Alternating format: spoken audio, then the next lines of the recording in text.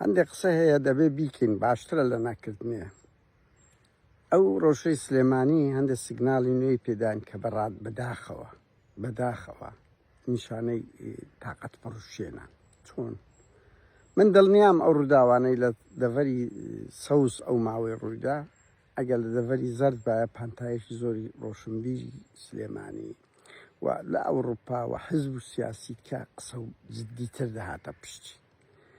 ئەوەش نیشان دەداتن کە ئەوانە هەڵسەنگاندنیان و یانی هەڵوێست وەرگرتنیان بە پێی حزب بە پێی دەڤەر دەکرێت. کوکو لە دەڤەری زەردیش بە هەمان شێوەیە.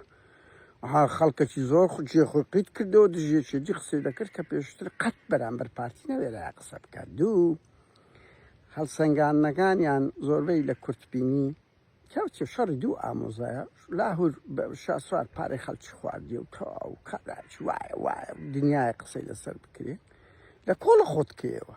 بەڵام کەس بیرەوە ناکات و ئەی دەڤەری سلێمانی دوای ئەوە ڕەهابانە گەیشتە چێ ئەی یەکێتی و پاڤل کوبوونە حزبەکی دیکتاتۆر و پاڤل و قوبات چار کاتژمێر بۆمبارانی سلێمانی کرد بە ئینگلیزە ئەوەندەی نەکردیە و ئەو دوسێ مانگەی سلێمانی چەند پاشە کشەی کردیە چەند بەرەو هەولێر ڕۆیە. کەس بیر لەوە ناکات و ڕەوشی مافی مرۆڤ ئازادی بیرڕە بەرەو چێوە دەڕوا.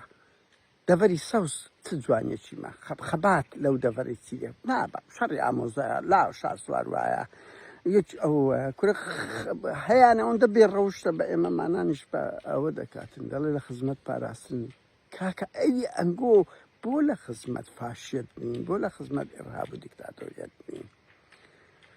بەداخەوە هەڵسەنگانی زۆر کەس بەقین کێشەی شەخسی بەرژەوەندی ترس ئەوانە زاڵەیان لە کام دەڤەرە سیگناڵەشی پیشاندا یعنی کە مرۆڤ زیاتر بێ هیوادی و فۆکس لەسەر خەڵکی ئۆپۆزیسیۆنیش بکات لە تەک دەسەڵاتە.